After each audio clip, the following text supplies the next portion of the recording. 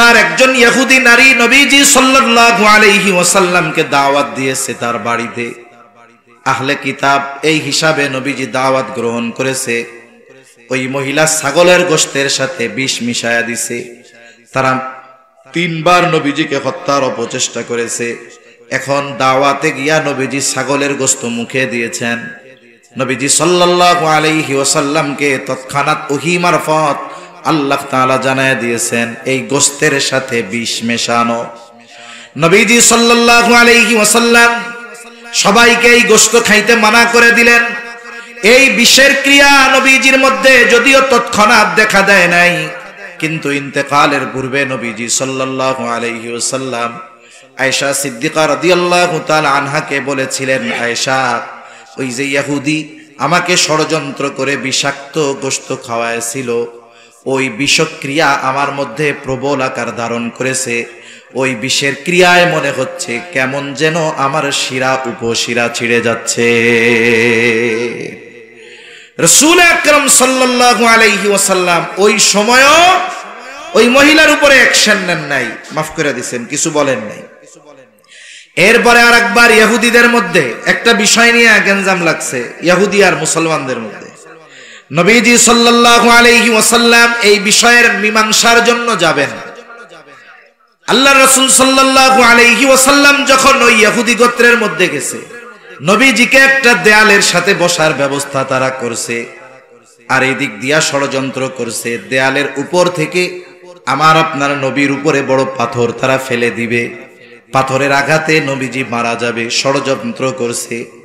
আল্লাহ তাআলা আমার আপনার নবীজিকে আবারও ওহী মারফত জানায় দিয়েছে। এরপরে আরেকবার নবীজি সাল্লাল্লাহু আলাইহি ওয়াসাল্লামের চুল নিয়া ভাঙ্গা চিরুনির মধ্যে 11টা গিট্টু দিয়ে তারা ক্ষতি করার চেষ্টা করেছে। আল্লাহ রাসূল সাল্লাল্লাহু আলাইহি ওয়াসাল্লামের উপরে জাদুর প্রক্রিয়া প্রভাব পরিলক্ষিত হয়েছে। ওহীর মাধ্যমে নবীজিকে জানায় দেওয়া হয়েছে যে অমুক একটা পরিত্যক্ত কূপের মধ্যে একটা ভাঙা চিরুনিতে আপনার চুল নিয়ে 11টা গিট দিয়ে ক্ষতির চেষ্টা করা হয়েছে। ফেরেশতাদের মাধ্যমে আল্লাহ তাআলা জানায় দিয়েছেন ওইখান থেকে চিরুনি উঠানো হয়েছে। সূরা নাস ফালাক আল্লাহ তাআলা নাজিল করেছেন, প্রত্যেকটা আয়াত তিলাওয়াত করেছে, আর একটা গিট খুলে গেছে, আর আমার আপনার নবীজির উপর থেকে জাদুর প্রভাব দূর হয়ে গেছে। এইভাবে এরা আমার আপনার নবীকেও হত্যার অপচেষ্টা করেছে।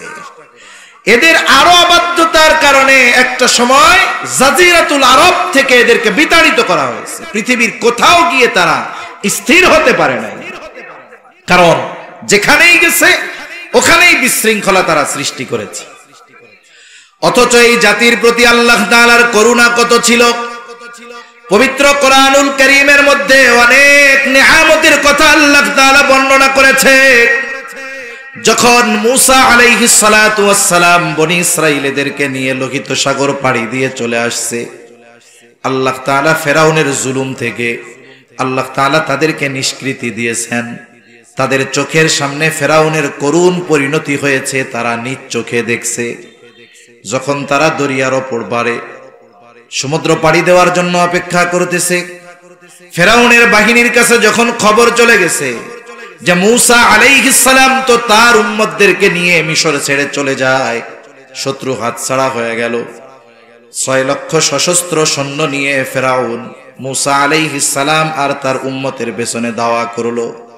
আল্লাহ তাআলা কোরআনুল কারীমের মধ্যে সেই অবস্থার কথা তুলে ধরে বলেন, ফালাম্মা তারা আল জামআনি ক্বালা আসহাবু মূসা ইন্না লামুদরাকুন।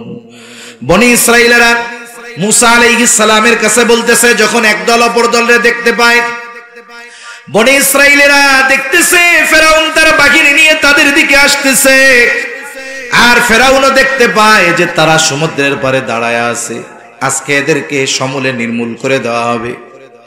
এমত অবস্থায় মূসা আলাইহিস সালামের সাথীরা মূসা আলাইহিস সালাম রে বলতেছে, মূসা ইন্না লামুদরাকুন, আমরা তো ধরা পড়ে গিয়েছি, এখন তো বাঁচার কোনো উপায় নাই। 3 দিক দিয়ে ফেরাউনের বাহিনী, একদিকে সমুদ্র, হয়তো ফেরাউনের অস্ত্রের আঘাতে মরতে হবে অথবা সমুদ্রের পানিতে পড়ে মরতে হবে, তার মানে বাঁচার তো আর কোনো উপায় নাই।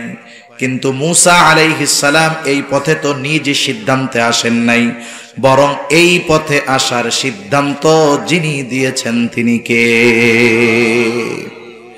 এজন্য শত্রু যদি চতুর্দিকে বেষ্টন করে ফেলে, আমরা যদি ইমানি শক্তিতে বলিয়ান হতে পারি, শত্রুর সংখ্যা যত হোক, আমাদেরকে ওই শত্রুর মোকাবেলায় পথ প্রদর্শন যিনি করবেন তিনি কে? আল্লাহ। সম্প্রতি একটা খবরে দেখলাম যে মেঘালয় রাজ্যে অপরিত্যক্ত এক বিমান ঘাঁটি আমাদের প্রতিবেশী দেশ ভারী ভারী সমরাস্ত্র আর আধুনিক যুদ্ধ বিমান এনে ওই জায়গায় প্রস্তুত করতেছে। প্রতিবেদক লিখতেছে ওই বিমান ঘাঁটি থেকে তাদের ফাইটার যেই বিমান, যুদ্ধ বিমান, এটা ঢাকায় আসতে মাত্র 5 মিনিট লাগবে। কয় মিনিট? এই প্রতিবেদন গুলার দ্বারা কিছু বুঝেননি, সংবাদ তো দিল, কিন্তু এর দ্বারা আমাদের একটা মেসেজ দিছে না, এটা শুধু একটা জানার খবর না, আমাদেরকে জানাইতেছে বেশি লাফালাফি করো না, ঢাকা উড়াই দিতে আমাদের মাত্র 5 মিনিট লাগবে। কথা বুঝেন নাই মনে হয়। চতুর্দিক দিয়ে ঘিরে ফেলছে, সমুদ্র একদিক, 3 দিকে আছে সেনাবাহিনী ফেরাউনের। আল্লাহ রাব্বুল আলামিন ওই অবস্থায় মূসা আলাইহিস সালামের সাথীদের রাস্তার ব্যবস্থা করে দিয়েছে।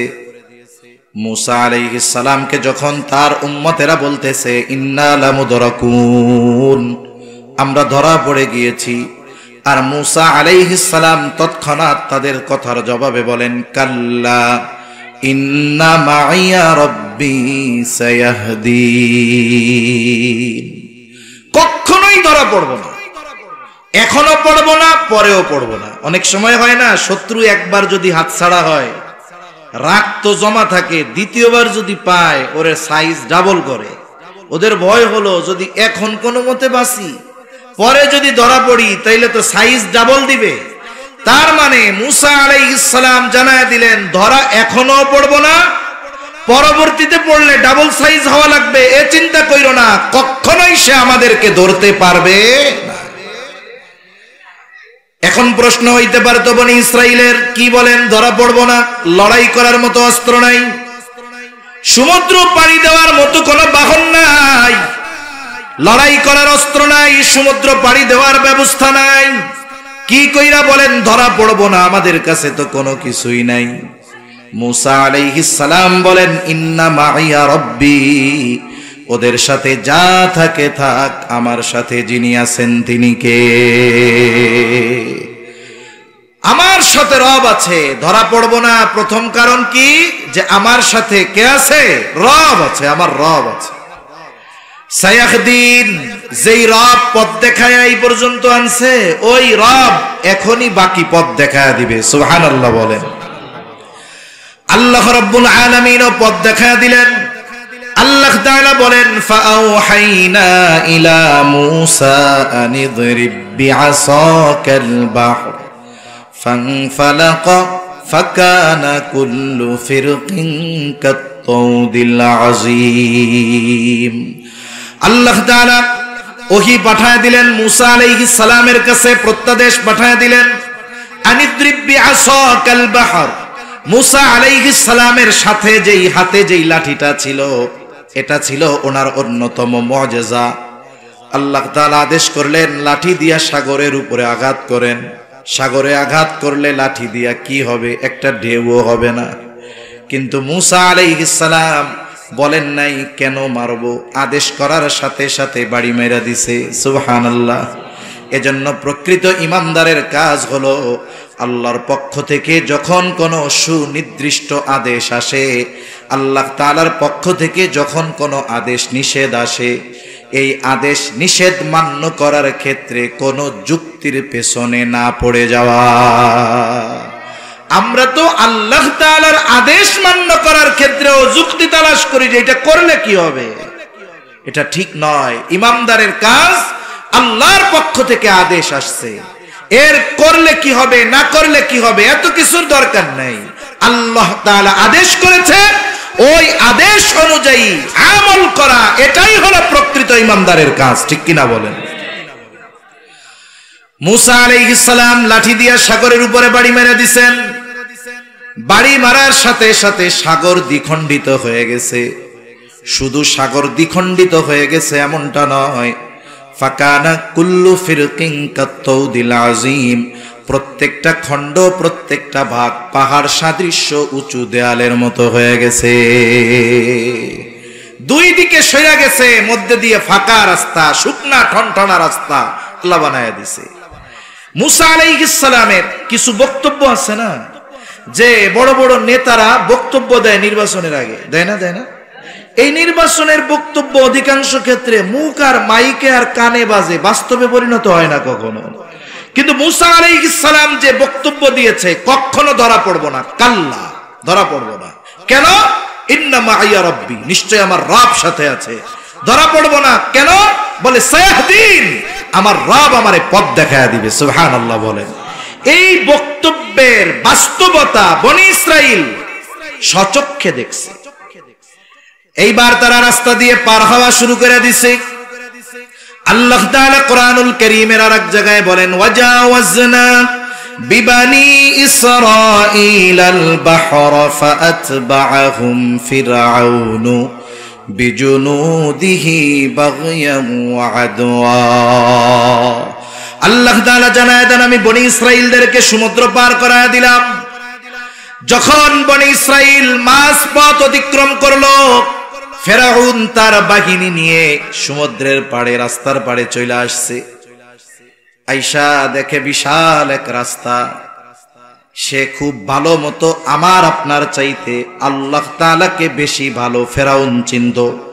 মুফাসসিরিনে কেরাম বলেন, যদিও ফেরাউন মানুষের সামনে দিনের বেলায় নিজেরে বলতো আনা রব্বুকুমুল আলা, আমি হইলাম বড় রব, কিন্তু রাতের বেলা পা উপরে দিয়া মাথা নিচে দিয়া কান্না করতো আর বলতো আল্লাহ তুমি সবচেয়ে বড় রব, কিন্তু আমি তো দুনিয়া চাই, এটা আমারে দেন। তার মানে ফেরাউন আল্লাহরে খুব ভালো মতো চিনে। দেখবেন যেই বেটা ঘুমায় থাকে এর ঘুম থেকে জাগানো যায় না, ঠিক না? যদি আমি ঘুমের বান ধরি 50 ডাক দিলে উঠবো না, খালি আর যে বেটা আসলে ঘুম, ওরে 2 ধাক্কা দিলেও লাফাইয়া উঠা বসে পড়বে। কি হয়েছে? ফেরাউন তো আল্লাহরে ভালো মতো চিনে। এই জন্যই যখন মুসা আর হারুন আলাইহিমাস সালাম দুইজন যাইয়া এক রবের দাওয়াত দিছে, না চেনার ভান করে যে ক্বালা ফামার রাব্বুকুমা ইয়া মুসা, হে মুসা তোমাকে দুইজনের রব আবার কেডা? আমি হইলাম বড় রব। এটা হলো চিনেও না চেনার ভান করা, চিনেও না চিনার ভান করা। তো যাই হোক, সে তো বুঝতে পারছে এই রাস্তা দিয়ে বনি ইসরাইল নিরাপদ জায়গায় পৌঁছায়া যাচ্ছে, আর এই রাস্তা ওদের জন্য নিরাপদ, কিন্তু আমার জন্য বিপদ। কিন্তু মানুষ কিছু কিছু সময় কিছু কিছু সিদ্ধান্ত সীমা লঙ্ঘনতার কারণে, অহংকারের কারণে, শত্রুতার নেশায়, প্রতিশোধের নেশায় এমন কিছু সিদ্ধান্ত মানুষ নিয়ে বসে যেই সিদ্ধান্তগুলো তার চূড়ান্ত ধ্বংসের কারণ হয়ে যায়। মনে রাখবেন, যেই জমিনের উপরে মুসলমানদের উপরে রক্ত পড়ে, মুসলমানদের রক্তের দ্বারা জমিনের পবিত্রতা বাড়ে। ওই জমিন যেমন চাষ দেওয়ার জন্য পানির দরকার হয়, একটা জমিন যত উর্বর জমিন হোক, বলেন তো ওই জমিন যদি পানির দ্বারা নরম না হয়, ওই জমিনের উপরে যদি আপনি ধান চাষ করেন, ধান জীবনেও হবে না। ওইখানে পানি দরকার। ওই সুপ্ত জমিন, শুকনা জমিন, মৃত জমিন, এটাকে উর্বর করার জন্য পানি দরকার। অনুরূপ ভাবে যেই জায়গায় ইসলামের জন্য মুসলমানদের রক্ত প্রবাহিত হয়, ওই জমিনকে আল্লাহ তাআলা ইসলামের জন্য অতি দ্রুত কবুল করে নেয়। মনে রাখতে হবে, আপনি আমি অনেক কথা, অনেক বয়ান শুনেছি, নবীজির ভবিষ্যৎবাণী শুনেছি, পূর্ব দিকে এক যুদ্ধ হবে ইমানদার আর মুশরিকদের মধ্যে। মনে রাখতে হবে, সেই ভবিষ্যৎবাণী অনুযায়ী আমরা হলাম সেই মুসলিম বাহিনী, আর আমাদের পাশে আল্লাহর নবী ঘোষিত সেই মুশরিকেরা ওই যুদ্ধের প্রেক্ষাপট তৈরি করতেছে। মুসলমানদের রক্তে জমিন রঞ্জিত হচ্ছে। মনে রাখতে হবে, ওই বাহিনী বা ওই কাফেলার শামিল যদি আমরা না হতে পারি, তাহলে আমাদের দুনিয়া আখিরাত সব বরবাদ হয়ে যাবে, ঠিক কিনা বলেন?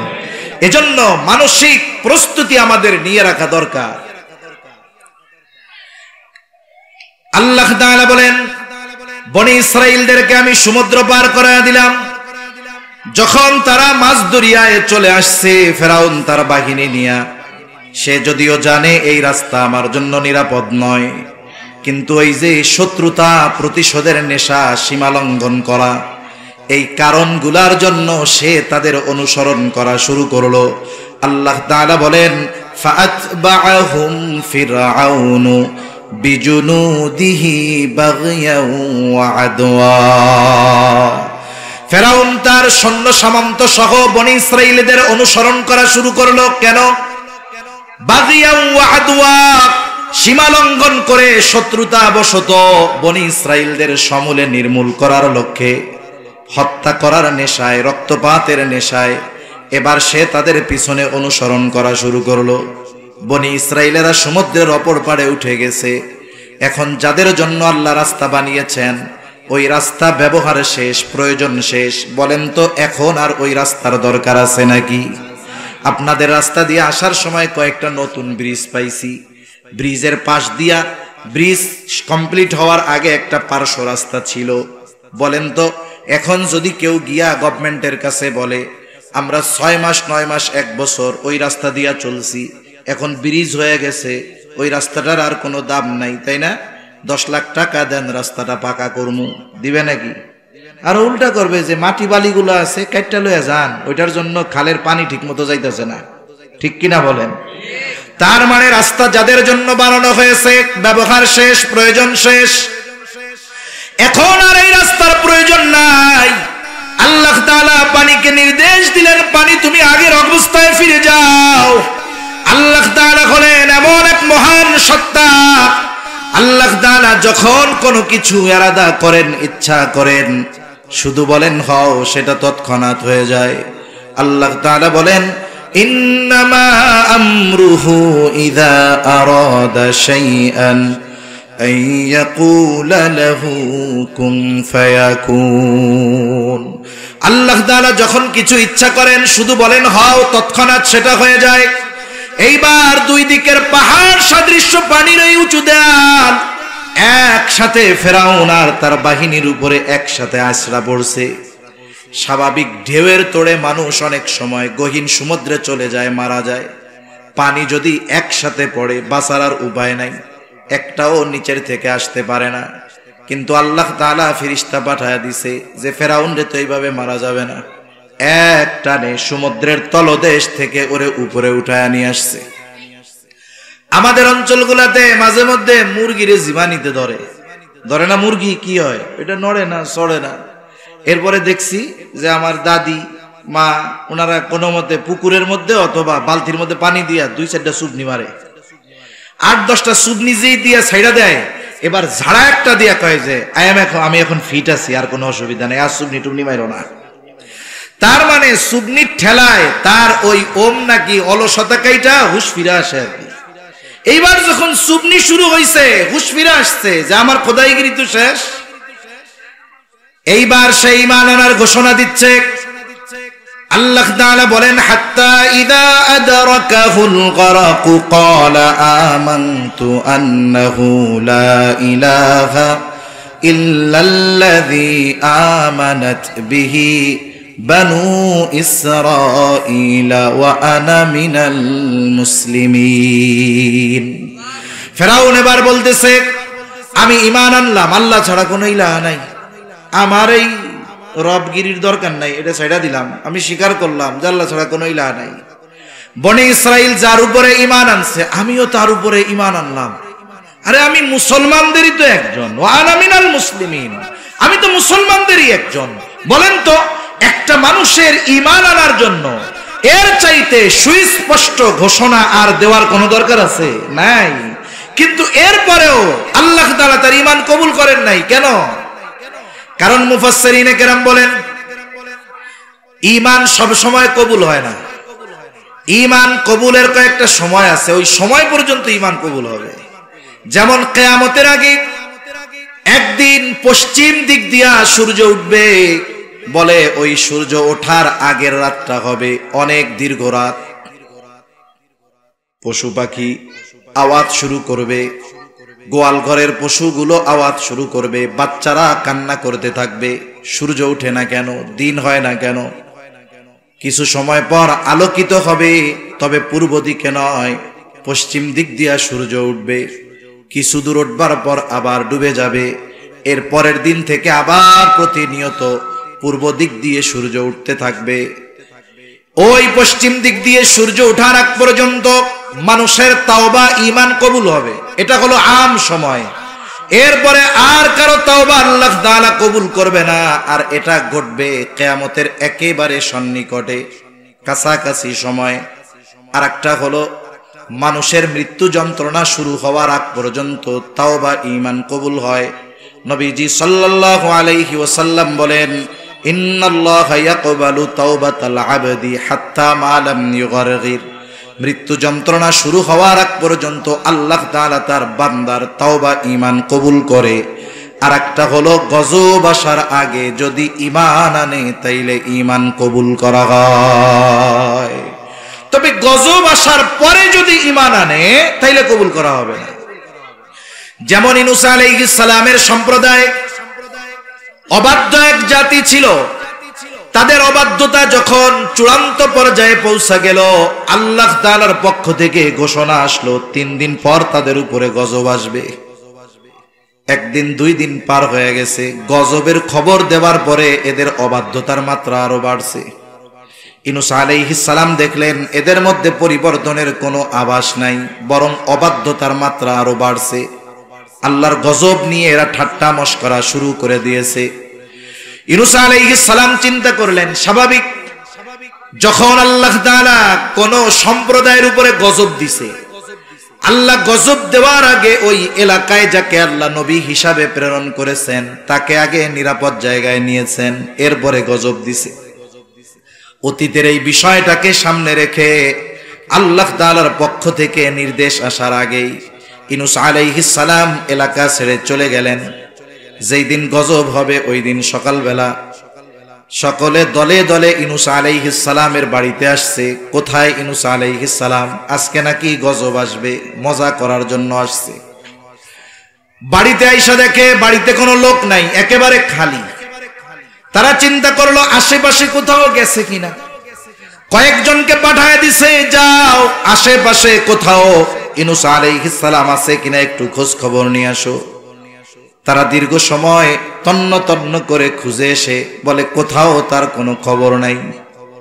ওরা চিন্তা করে, আহারে যুগের পর যুগ আমরা ইউনূস আলাইহিস সালামের সাথে এমন আচরণ করেছি, তিনি কখনো আমাদেরকে ছেড়ে চলে যান নাই, কিন্তু আজকে গজব আসার কথা, আর আজ তিনি বাড়িতে নাই, আমাদের ছেড়ে চলে গিয়েছেন, তাহলে গজব মনে হয় সত্যই আসবে। উনিও আমাদের উপরে রাগান্বিত হয়েছেন, আল্লাহর গজবও আমাদের উপরে আসবে। তাদের মধ্যে ভয় কাজ করা শুরু করে দিল। তারা আল্লাহ তাআলার কাছে ক্ষমা চাইলো, মাফ চাইলো, ঈমান আনলো। যেই গজব তাদের উপরে আসার কথা ছিল, ঈমান আনার কারণে আল্লাহ তাআলা সেই আসন্ন আযাব গজব তাদের উপর থেকে উঠায় নিয়ে গেলেন। ইউনূস আলাইহিস সালামের সম্প্রদায় ঈমান আনছে, আল্লাহ কবুল করেছেন। কেন? বলে গজব আসার আগে ঈমান আনছে। আর গজব আল্লাহ উঠাই নিছেন কেন? বলে গজব তো আসবে বেঈমানের উপরে, কাফেরের উপরে, এরা তো ঈমান আনছে, এই জন্য আল্লাহ এদের উপর থেকে আযাব উঠাই নিয়ে গেছে। কিন্তু ফেরাউন তো আযাব আসার আগে ঈমান আনে নাই, বরং যখন সুবনি শুরু হয়েছে তখন সেই ঈমান আনার ঘোষণা দিয়েছে।